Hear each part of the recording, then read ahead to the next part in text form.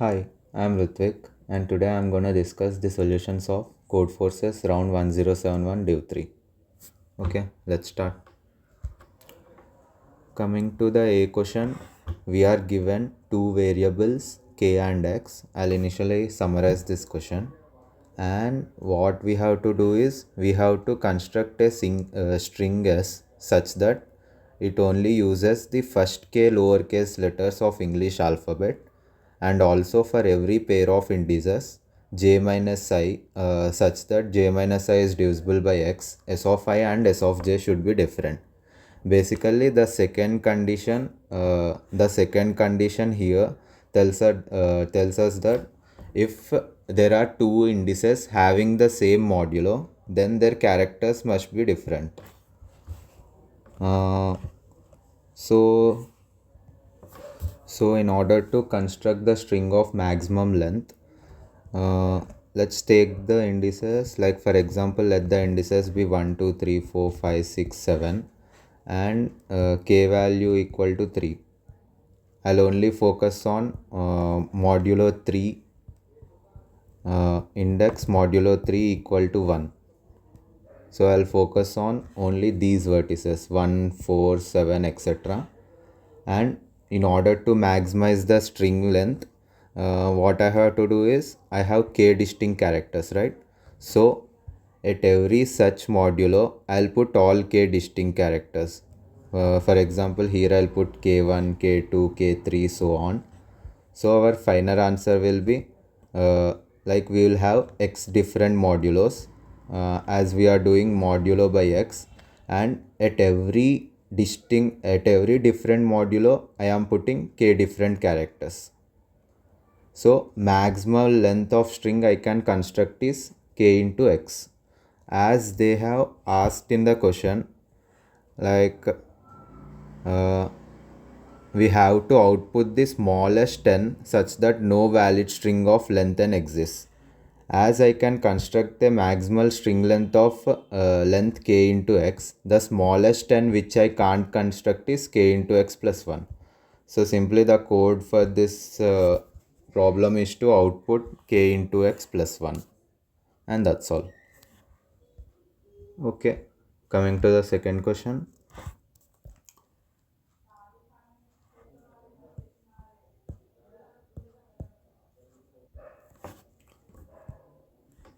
Yeah, we are given an array A of n integers, and what we have to do is we can choose at most one index and remove that element from the array.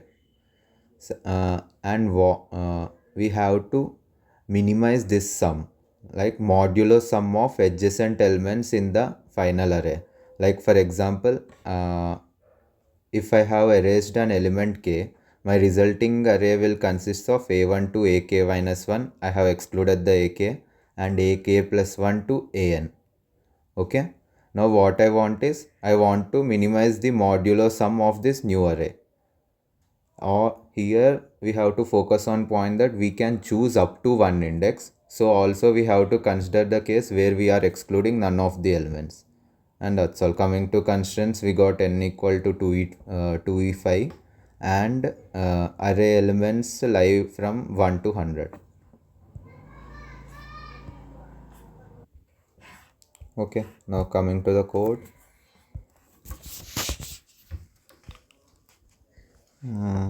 Let's assume that this is our given array: a1, a2, a3, a4, a5, consisting of 8 elements. So what we are finding is basically a1 minus a2 plus modulo of a2 minus a3 plus modulo of a3 minus a4 plus modulo of a4 minus a5, so on. Okay. Now suppose initially we can initially store the initial modulo sum in a variable, like the case where we are excluding no element. Suppose we are excluding one element, like in this case, if I choose to exclude a2, then choose to exclude a2, then what will happen from the modulo sum? Here this term will vanish, a2 minus a3, and this term will vanish, and I'll get a new term a1 minus a3. So basically generalizing this case, if for example I am excluding some element ak, excluding some element ak, what will happen is its exact just previous element is ak minus 1 minus ak, and its next element is ak plus 1 minus ak plus 2. Okay, so basically all the sums and so on, the previous and next one. So all the sums before this part will remain as it is. Only terms that will be affected are these two terms, and all the terms after this will remain as it is. So coming to the affected terms, what we'll do is we'll remove these two terms and add simply a new term ak plus 1 minus ak minus 1. Okay, so here, as we know that all the previous and all the next terms are same, we can simply calculate the prefix sum till index k minus 1, and suffix sum till index k plus 1. And suppose if we are removing an element ak, what I am gonna do is my new sum will be prefix sum of modulo sums till k minus 1 plus suffix sums of modulo sums from k plus 1, and the my newly added extra term ak minus 1 minus ak plus 1. So we have generalized the case where we are removing ak, and this whole thing, this new sum can be calculated in O of 1. Okay, so next step is to simply iterate for all case over k equal to 1 to k less than or equal to n.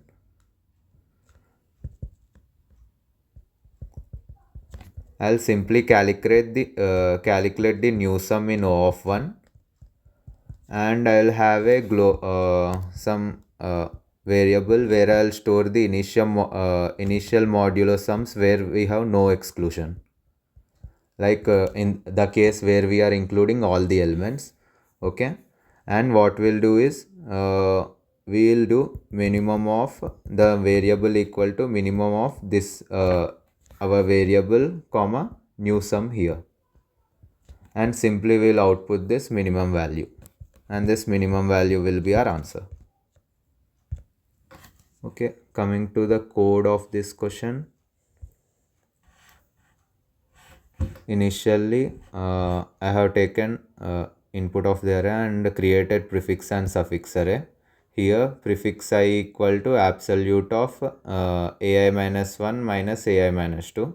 Like prefix I contains the modulo sums till index I, and suffix I contains, similarly in the way I have calculated prefix, I will calculate suffix in reverse manner, and suffix I contains the modulo sums from Ln till I. Like prefix I contains modulo sums from I to 1 to I, and suffix I contains modulo sums from I to n. Okay, and coming to the variable, I have initially prefix n contains all the modulo sums. Like prefix n means we are not excluding any of the elements. Like I am taking the modulo sums of all the elements, a1 minus a2 plus a2 minus a3, so on, without excluding anything, an minus 1 to an. So that is the value of prefix n, no exclusion case. and I have iterated the for loop, and simply I have a variable like if we are adding a index I, this is the new term that's gonna add, and we are gonna add prefix of I minus 1, suffix of I plus 1, and our new term, and the variable will calculate the minimum value of this term over all possible exclusions. Like here for I equal to 1 I am excluding the element at index 1, for I equal to 2 I am excluding the second element, so on, and finally outputting that one, and that's all. Okay, now coming to the third question.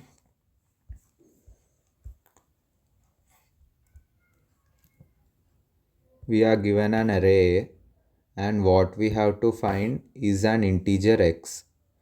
We have to find the value k such that for all elements in the array,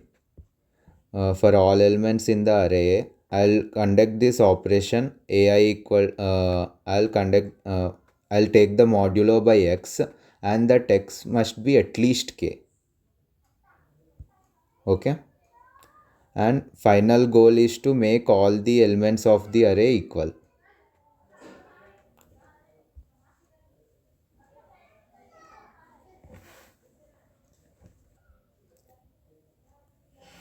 So what we have to find is among all positive integers k for which we can do, we have to find the maximum k such that we can make all the elements in the array equal. Obviously we can see that for k equal to 1, our array will always be equal. Like if we do modulo of all elements by 1, we'll get the answer as 0, and our condition is satisfied. But that is the minimum value. We have to find the maximum value of k such that all elements will become equal.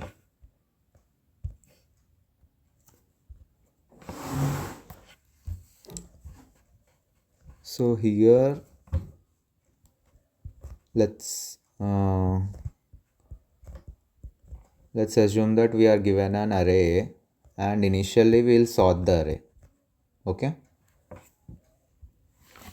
After sorting the array, let's just focus on the minimum element of the array. Like I'll check the case in which k equal to my minimum element of the array, or k can be greater than my minimum element of the array. Like here, if the value of k is greater than my minimum element, then obviously my minimum element a1 will remain unchanged. So after applying modulo, all elements will become equal to a1, as a1 is greater than k, a1 modulo k equal to 0. A1 modulo k equal to a1. So finally our a1 remains unchanged. So in order to meet our goal, we have to make all the elements equal to a1. Okay. So here our next observation is that if we have another element a2, second element, or any other element which is greater than a1. Okay. If we take a2 modulo k, what we want is a2 modulo k must be equal to a1. So the maximum value of k, like here note that if my k equal to a1, not k, x, then my x can be greater than or equal to k.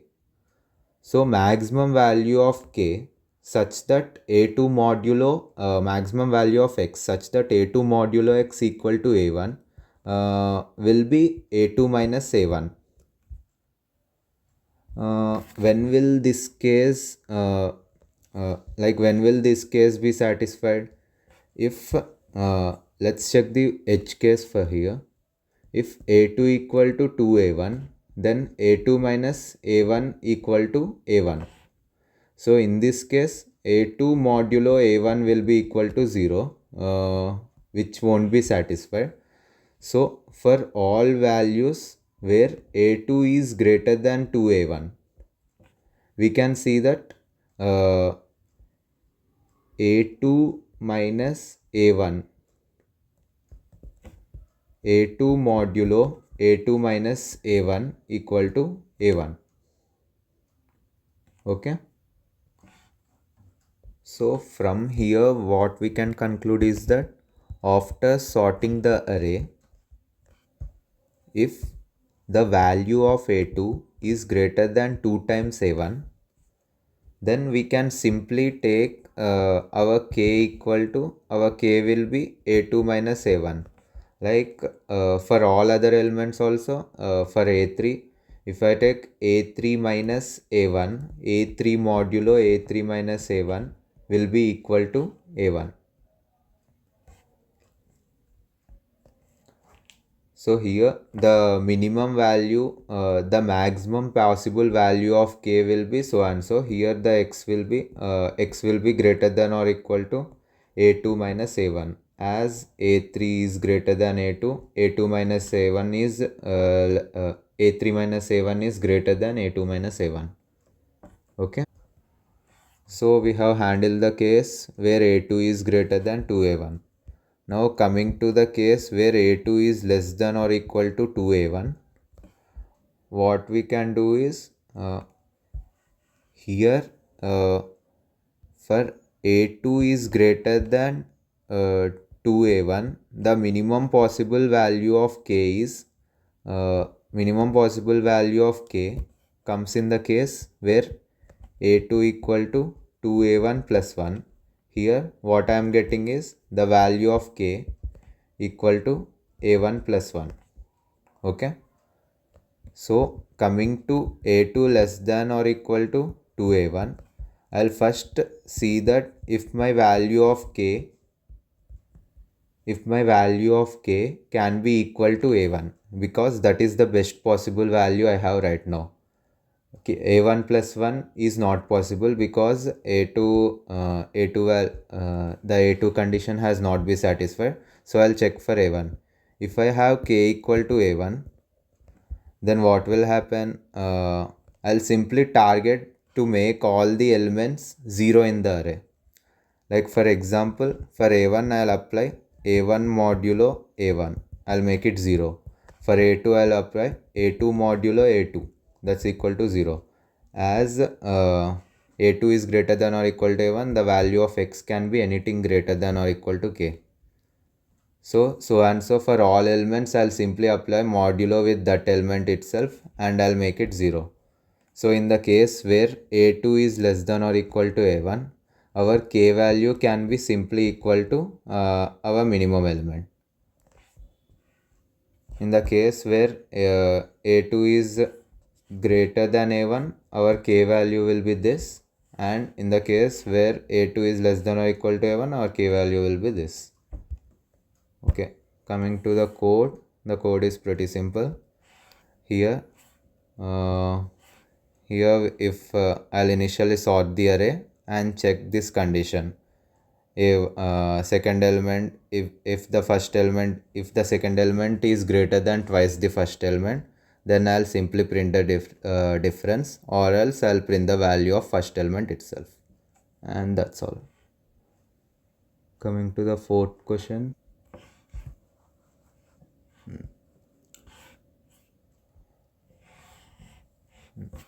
We are given an integer n, and we have to consider all the permutations of the array containing elements from 0 to 2 power n minus 1, that is 2 power n elements.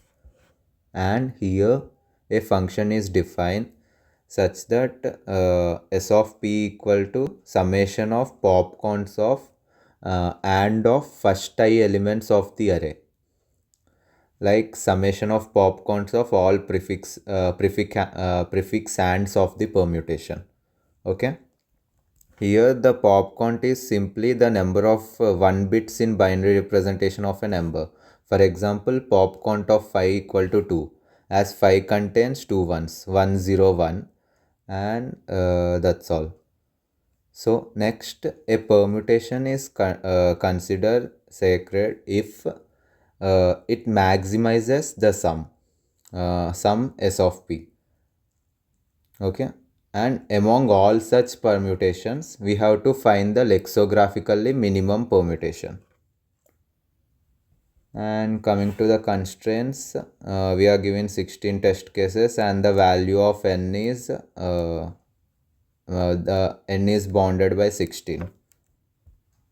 As the value of 2 power 16 is less than 1e5, we can write a O of n solution in this case. Okay, let's go to the logic. Here, as we are taking the prefix ands of a permutation, the maximum value of prefix and initially will be, suppose we have n equal to 4. We have permutation containing 0 to 2 power 4 minus 1. I am taking 4 as an example. So initially, to maximize the bitwise like the value of first term in the sum, what I'll take is, I'll initially take 2 power 4 minus 1, which has 4 set bits. Okay. So first I'll get my sum pop count as 4. And second, I know that even if I add any integer between 0 to 2 power 4 minus 1, it has at least 1 bit unset. So my second value will be 3. Okay, second value will be 3. So in order to get the smallest integer that makes the second value 3 is this one. Now if I take AND of these two, what will happen is the first bit will become 0 and I have 3 set bits and my pop count is 3 here. Okay. So coming to next step, my pop count, my next nearest pop count is 2. Here we have to note that as we want to maximize the sum, we try to stay on this value as long as possible. Like for example, here in 3 there is no other number, no other value from 1 to n such that the pop count remains 3. So I have decreased it to 2. And coming to 2, it's possible that I can have this number. For example, take this number. Here my pop count still remains 2. Okay. After doing this, I'll go to 1. Here, okay. So our main goal here is to stay on a specific pop count for as long as possible. As long as possible.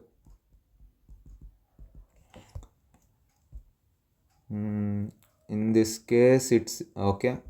Now, similarly, if I take some big number, then it will be easier for you to visualize. Like for example, I'll take 2 power 6 where I have 6 set bits. Okay. So initial first step will be decreasing it to 5.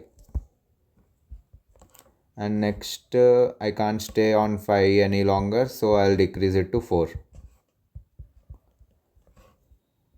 For 4, it's possible to stay for one more turn.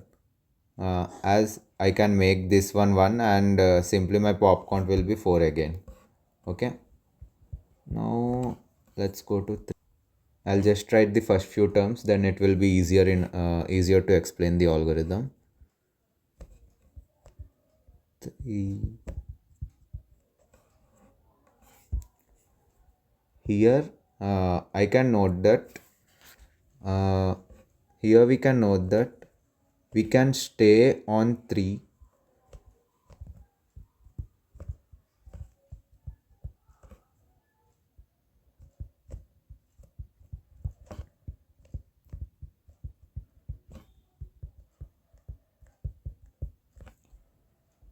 total. We can stay on 3 for 4 prefixes or 4 turns or something.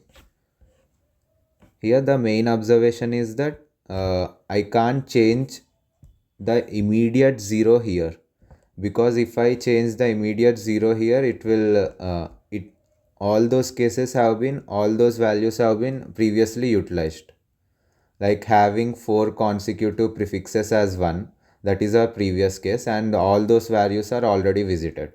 So I have freedom to change these 2 bits, and maximum possible numbers I can have here is like simply if I have 2 bits, then I can have 2 square minus 1. Like if I have 2 bits, 0 0 0 1 1 0 and 1 1, and also they are lexicograph also they are in sorted order. Okay, so here generalizing the observation, after 3, suppose if I have a 2 here, basically I can't change this bit, and I have 3 bits here. Here I have 3 bits, so I have 2 cube minus 1, that's equal to not 2 square minus 1. I have 2 square numbers, and here 2 cube numbers, because 0 we are also counting 0 here. Here I can have 2 cube numbers, 0 0 from 0 to 8, sorry, from 0 to 7, and we have to simply write the numbers from 0 to 7 in increasing order in their binary representation. Like in this case, what I'll write is I'll start 0 0 1 0 1 0 0 1 1, and the next 3 digits will be same for all of them. 1 0 0,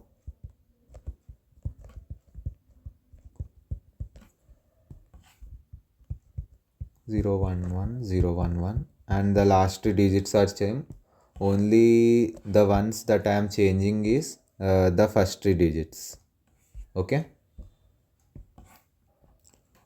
so what I am trying to do here is mainly when my pop count is changing, or for example here I'll take this case, when my pop count is changing, I'll check how many zeros I have, how many consecutive zeros I have, and out of them here I have 3 consecutive zeros at start, right?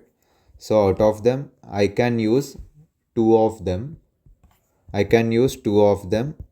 and have two square numbers after that in those two bits which I can change. Here for example I have these two ones, and these are the 2 square numbers.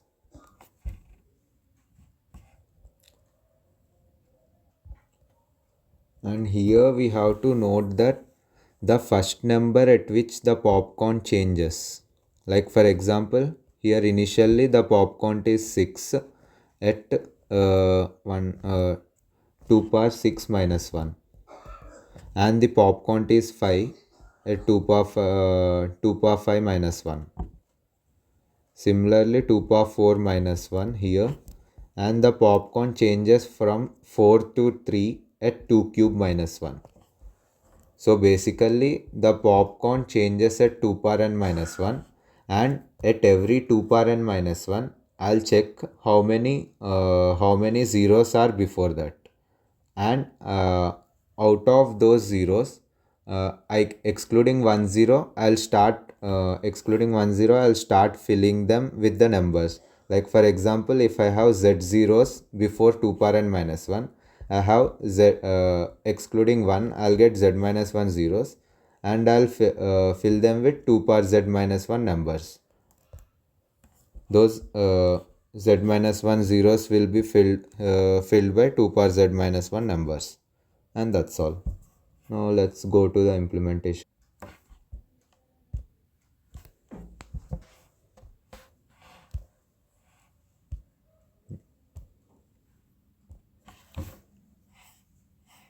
So here I am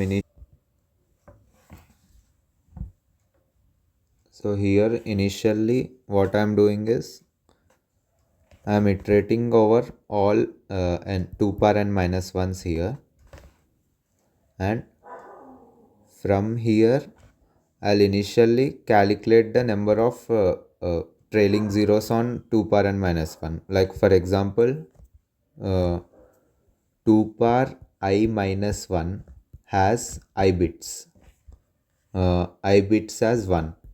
Okay. So remaining we have n minus 1 bits as 0. Okay.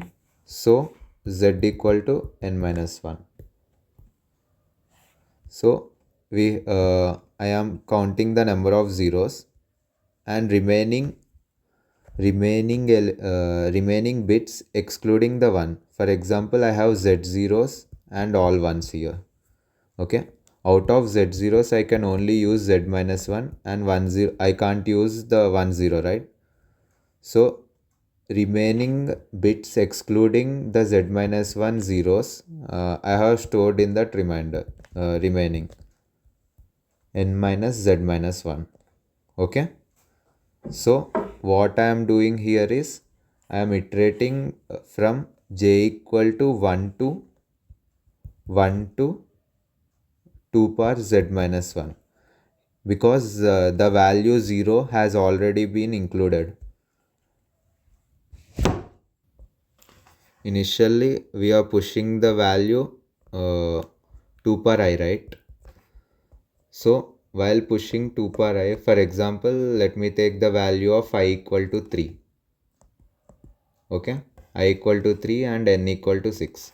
Initially I am pushing the value 2 per I. So 2 per I means the case where I have 3 zeros. Okay. Next what I am doing is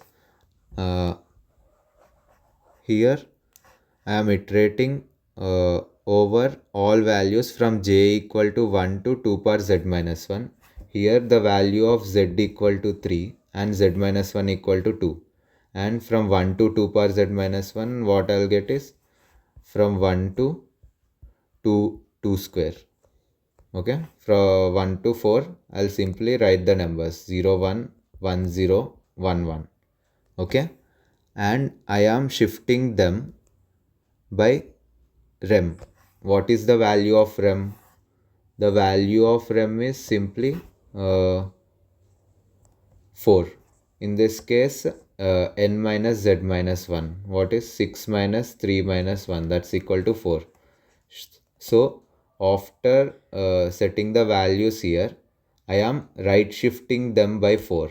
Then what I'll get is, I'll get all zeros here, right? And what we have discussed earlier, we want the values to be same there. Like for example,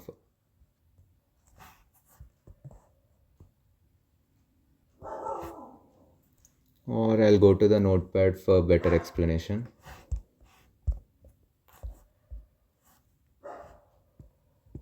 So initially what we are having, I equal to 3 case, where I have initially pushed this. Okay. So after pushing this, what I am doing is I am iterating from 1 to 2 square, from 1 to 4, and I am filling the numbers here 0, 1, 1, 0, 1, 1. And the value of REM here is 6 minus, here the n equal to 6, 6 minus 3 minus 1, that's equal to 6 minus number of zeros are 3 minus 1, 6 minus 2, that's equal to 4. So I am right shifting the new numbers here by x, and my next step is to take bitwise OR of that with my initial value. What is my initial value here? Here my initial value is simply 2 per I minus 1. And what will happen if I take bitwise OR of 2 per I minus 1? Here we'll simply get all the ones here. As we have after right shift, we are left with only zeros, and if we take bitwise OR, we'll get all the initial values what we have here in the last 4 bits. So here it will happen 1 1 1 1 1 1 and 1 1 1, and that's all. We are done with the construction. So in this way I am pushing the values in the answer array and I am marking them as visited. At last just I am checking that if all the elements are visited or not. If some element is not visited, I will push back in the answer and printing the answer. That's all. Coming to the fifth question.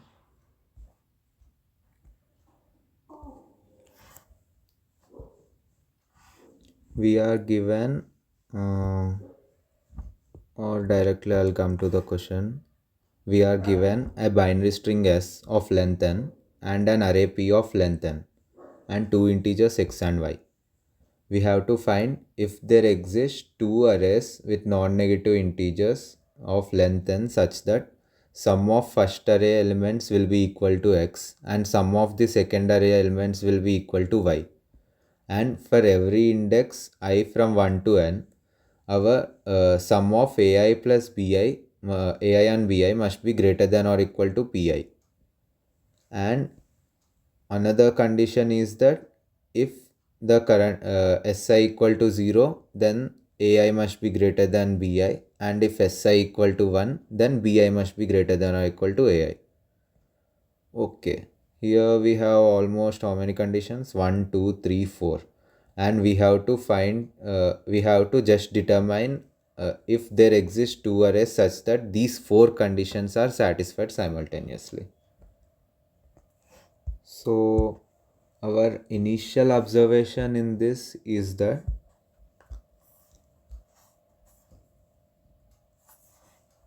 we have summation of ai equal to x and summation of bi equal to y.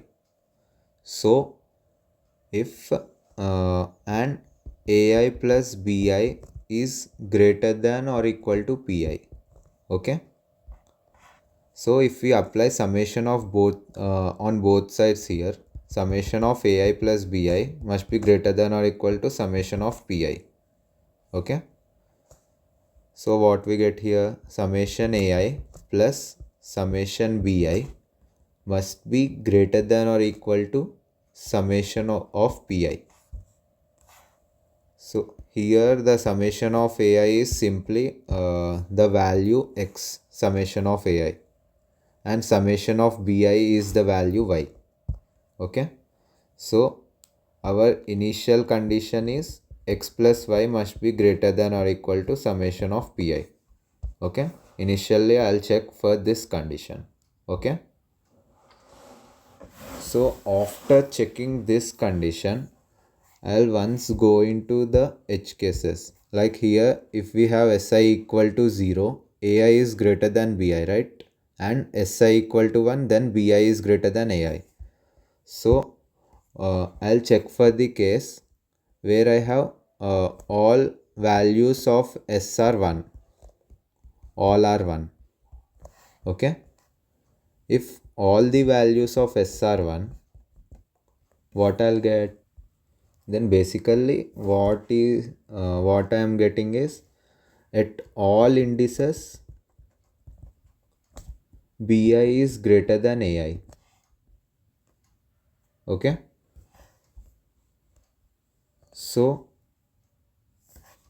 suppose we have a1 a2 a3 so on an and b1 b2, bi is greater than ai, which implies that bi is greater than or equal to ai plus 1. So summation of bi is greater than or equal to summation of ai plus n.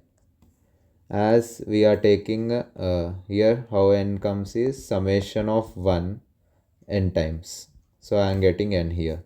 So basically y must be greater than or equal to x plus n. So handling the case where all are 1, y must be greater than or equal to x plus n. And handling the case where all are 0, we can do this similarly, and what we'll get here is summation of ai will be greater than or equal to summation of bi plus n, and simply x will be greater than or equal to y plus n. Okay, all 1 and all 0 case. So we have handled the two cases of all 1 and all 0. Now coming to the case where coming to the general case where we have some ones and some zeros. What we have here is our every index sum of ai plus bi must be greater than or equal to pi, right? So considering the case where si equal to 1, here basically pi must be greater than ai. So the value of bi must be at least pi by 2 plus 1. Here we will take the floor division, because if the value of bi is exactly pi by 2, for example, let's take the case where it's even, okay, then all the remaining values will be obviously filled by ai. So here we are getting ai equal to bi. So our bi value must be at least 1 greater than the floor of the p value at that index. Okay. So our condition here is that bi must be greater than or equal to pi by 2 plus 1. Okay. So taking the summation here, like I'll just check the minimum required x and minimum required y. Okay.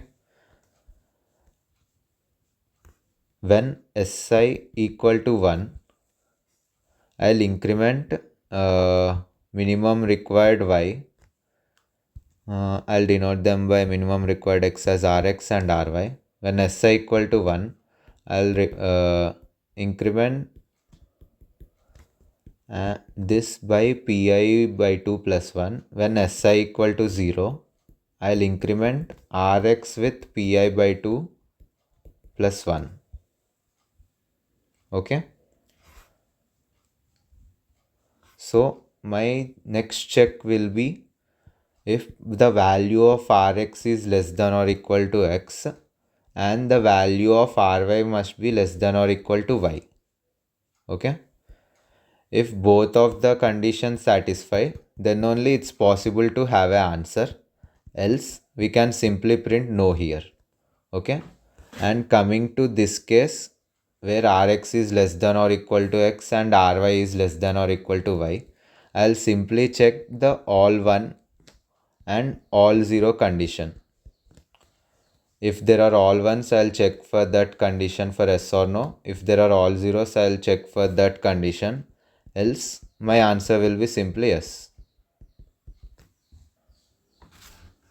The y remaining will be x. Like for example, here we have rx is less than or equal to x, right? So we are left with remaining x values x minus rx. And remaining y values are y minus ry, right? So here the main intuition is that after as we have at least 0 or 1, we can push all these remaining values into x, or we can push all these remaining values into for example, if 0 I have added pi by 2 plus 1 values from if it is 0, what it means is ai is greater than bi, right? So I have added pi by 2 plus 1 values from x. So I have the option to push my y's either here, or I can also push my remaining y's into 1 as I always have an option. If bi is greater than ai, then if I push the y's into this index, then this inequality will always hold. So intuitively we can see that the remaining values can be adjusted within the array. And coming to the code, simply in this question we have to handle the cases. Like initially I am checking initially accumulate function simply takes the sum of all the elements in the permutation P, and initially if the sum is greater than or equal to x plus y, then my answer is no, as my sum cannot be greater, right? So coming to target I have set the minimum, the pi floor of pi plus 1. I have, at least we have to have this much elements in the x, right? Like what I mean here is, if bi is greater than ai, then at least I have to have pi floor pi by 2 plus 1 times values from array b. Okay. Next, what I am seeing is, if si equal to 0, I am incrementing rx, and if si equal to 1, I am incrementing ri. Okay, checking the case where rx is less than or equal to x and ry is less than or equal to y, else I'll simply print no. Then next I'll check all 0 and all 1 case. If all are 0, then I'll check the condition where x is greater than or equal to y plus n and print s, else I'll print no. If all are 1, then I'll check y is greater than or equal to x plus n. If that is satisfied, I'll print s, else no. And in the case where we have at least 1 0 and at least 1 1, then our answer is yes. Yeah, that's all. Coming to F question. Today's F was a communication problem. Like, I'll summarize the question. Here we are given two players, A and B. Okay. So what A can do is, basically A has the option, we are given two players A and B, and a bipartite graph is given. What A can do is, we are given a bipartite graph, right? So A can color the nodes of this bipartite graph by either of the three colors, R, G or B. R, G, B or so on. For example, he wishes to color this one by G, etc. Okay. And what the main goal of B is to reach the vertex 1, or simply I'll tell what B is given. B will be given an node which is unknown to it. Okay. And what B knows is, it just knows the colors of the adjacent nodes. Okay, colors of adjacent nodes. And the main goal, he also doesn't know the index of the vertex he's on. Okay. So B can only see the color of each neighbor of U, or the U here refers to the or V here refers to the given node. Only B can see the colors of the neighbors of the given node, and what his goal is to choose some J such that he has to move to vertex Uj, and that vertex is closer to vertex 1. That is his main goal. Like, basically, I'll summarize the question in Notepad.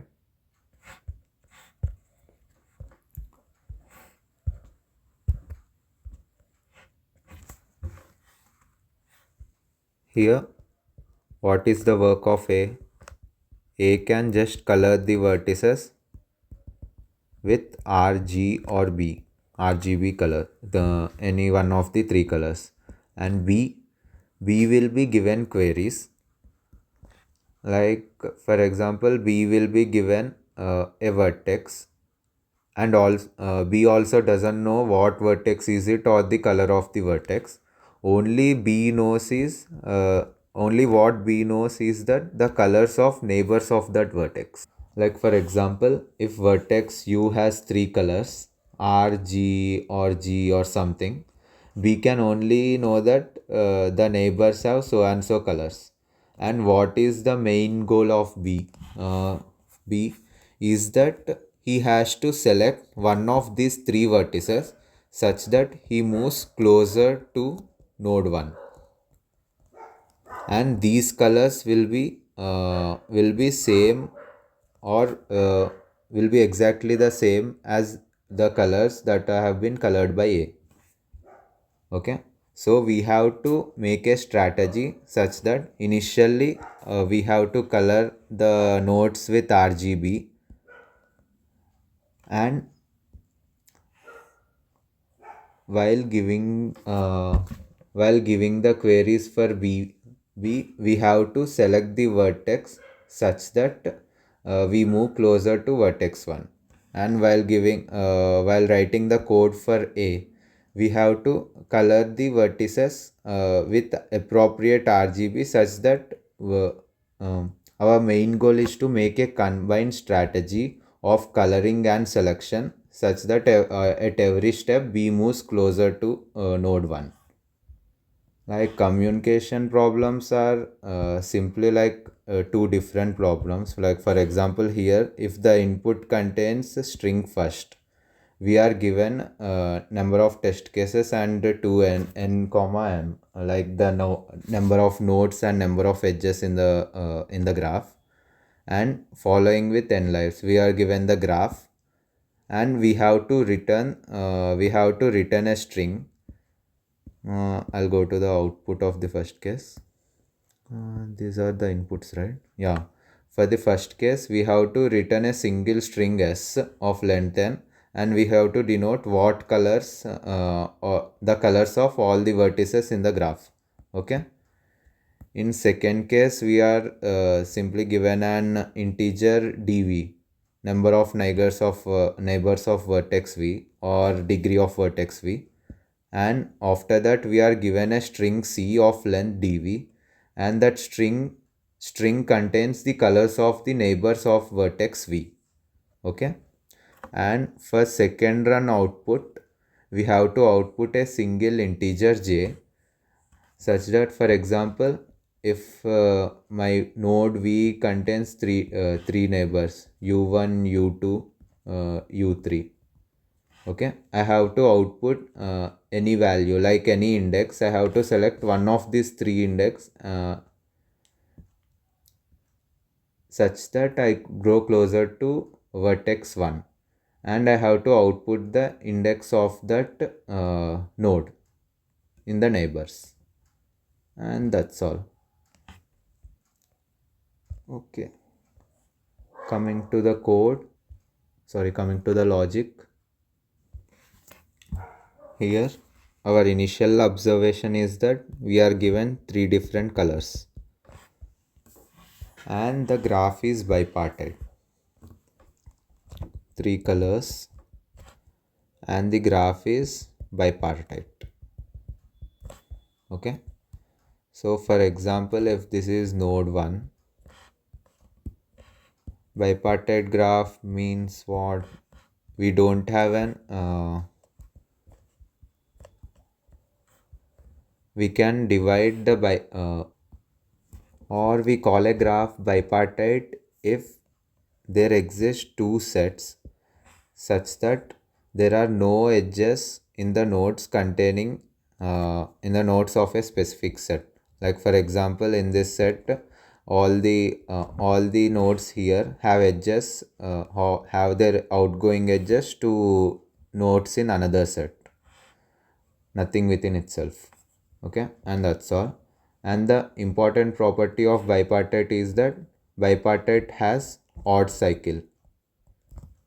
Bipartite does not contain odd cycle. Does not contain odd cycle.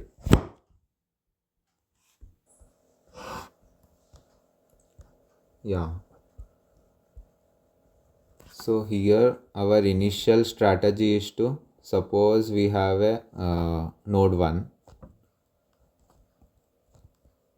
and immediate neighbors of node 1.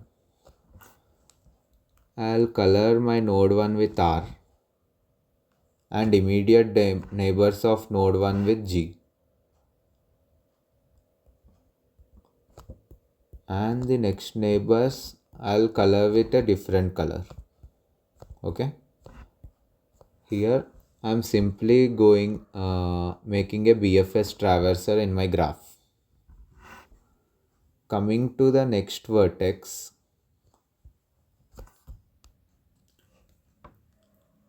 if I color with the color R, we can see that this vertex has no edge to another vertex such that its color is R. The proof comes from here.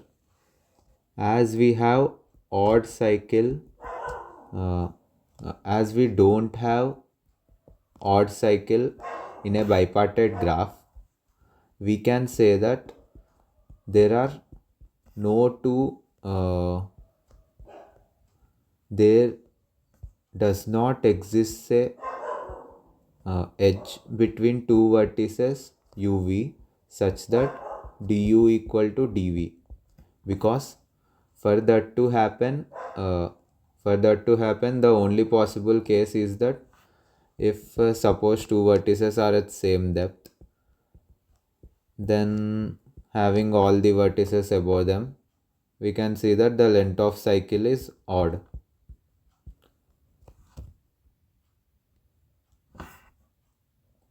So from here our initial observation is that we don't have any edge uv such that du equal to dv. So from every node u, either if we have an edge v, if we have an edge to another vertex v, what we can say is either dv is greater than du or dv is less than du. And our main goal is to, if I am at a vertex u and some vertices v1, v2, v3, so I have to choose a vi such that d of vi is greater than d of vi is less than d of u. Here d of vi means the distance or depth of node vi from node 1 if we make a BFS traversal. Okay, so our main goal is to choose such a word. So coming to our initial coloring, here our main so we don't we are basically coloring giving a same color to every depth modulo 3, and we can note that there is a no edge there is no edge which connects the vertices having same color. Like for example, if I have to connect a vertex edge connecting two R's, only possible case is that they have to lie on same depth, right? Because if I connect any if I have any edge from R to previous R which is a different depth, we can see that it makes a cycle of length 4 or anything like obviously a edge to previous one is not possible, because if such an edge exists, this will be previously colored G itself. Like in BFS, what we'll do is we'll visit all the neighboring vertices of current vertex and color them, right? So an edge to previous R is not possible. So only remaining case is an edge to R in same level. And here we have seen that in a bipartite graph, we don't have an edge such that du equal to dv. So this case is also not possible. So from here I can say that we don't have an edge u comma v such that color of u equal to color of v. Okay. So after making this observation, my next step is to proceed coloring all the vertices as follows. After B, I'll color with R, and next I'll color with next color.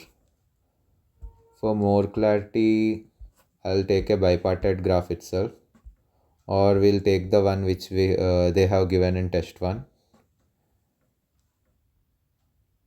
Here, what they have is 1 is connected to 6, and 1 is connected to 2, and 2 is connected to 3, 2 is connected to 4,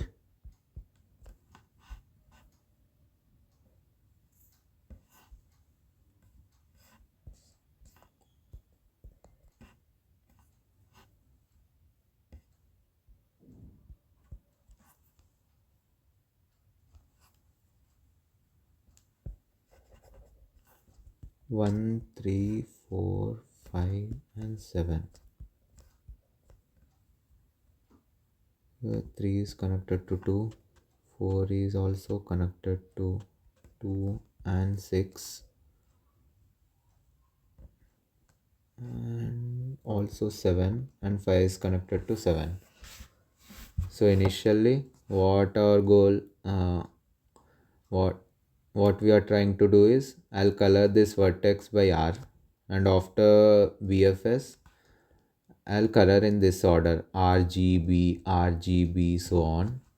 I'll color this with red, and immediately 6 is connected to 1, so I'll color it with green. Now I have colored all the vertices at depth 2, and coming to depth 3, I'll color that with B, right?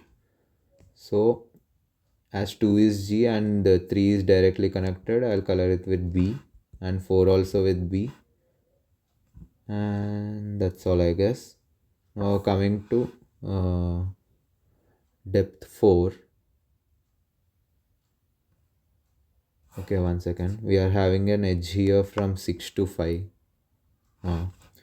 So 5 also will be colored by B. And coming to and finally we have here, next step is to color the vertices that are directly connected to B, and RGB is done, and again I'll color it with R. Okay, so here our main observation is to note that if I am at a vertex G, I'll try to go to vertex colored R. If I am at a vertex B, I'll try to go to vertex color G. And if I am at a vertex R, I'll try to go to vertex colored B. And we can see that because like if I go to vertex B, I can say that my depth is always decreasing. So I am moving one step closer to vertex 1. So basically our main goal is to check what is the color of our current node, and based on that color I'll see to which neighboring node color I have to move. Okay, but here the catch is that we don't know the color of the node that we are currently in. Like here we can see in the question,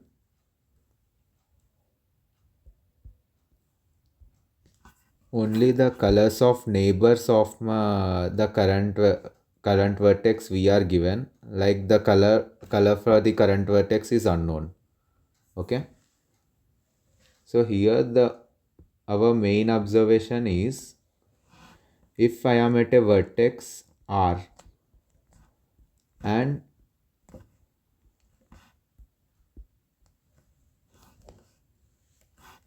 G and B, so, or if I am at a vertex G, consider that I am at a vertex G here, I can see that there is a as we have discussed before, there is no edge such that G is connected to G. So only colors possible for my neighbors are R and B. Okay. So from that we can see that if we are given colors of all our neighbors, the only color which we can simply conclude that the color which is not included in our neighbors is the color of the vertex that we are currently on. Okay, and if we get that color, we can simply see if we are on if our vertex color is G, I'll go to R. If my vertex color is B, I'll go to G, and if my vertex color is R, I'll go to B. Okay, if I get the current vertex color, I'll simply select the neighbor with my with the target color which I want to go or move to. Yeah, that's all. Coming logic part is done, I guess. Now coming to the code.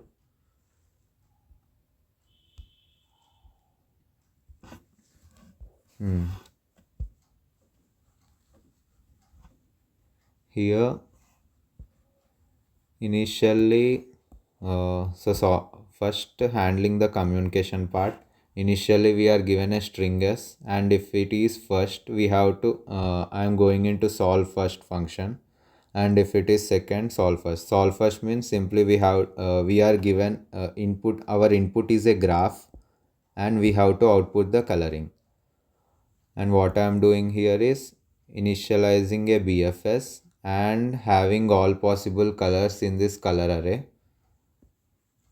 Our possible colors are RGB, and I am starting the BFS. And I also have a variable for depth. Here our depth is 0.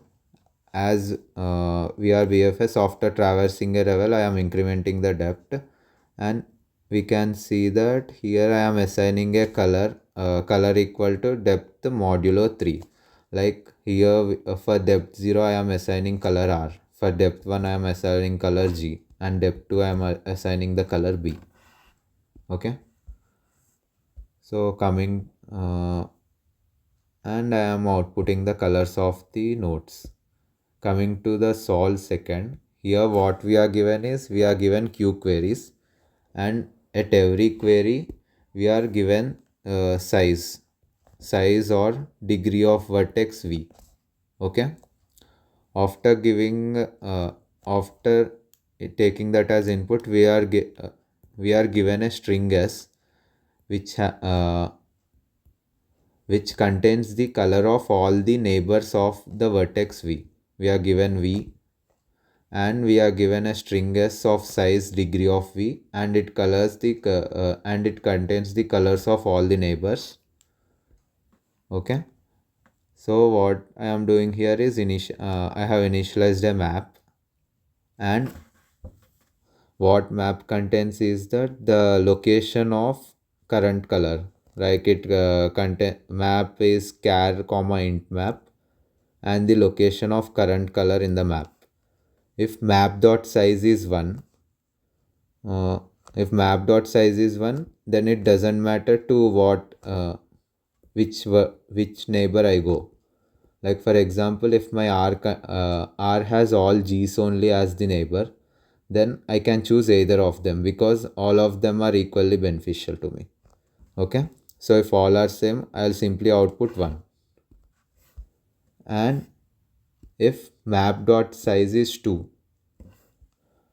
so map dot size is 2 means I am at a node and I have two different colors here, like color 1 and color 2. What I am doing here is initially I am taking character C as XOR of all the three colors R, G and B, and my next step is to take the XOR of the two colors that are in the map. Like for example, if I have colors G and B in the map, I'll I'll add the XOR of those two numbers. And what happens here is that as I am taking 2 times, the XOR of these two will be cancelled and I'll be left with the remaining character. So here After getting the color, C is the color of the node that they have given as input. Okay. So if color of the node equal to G, what I'll do is I'll select the node which has color R. If color of node is B, I'll select the node which has color G. And if the color of node is the leftover case is if color of node is R, then I'll select the node with color B. And that's all. Else case is if map.size is greater than 2, and obviously that shouldn't be the case, so I had a assert 0 for safety.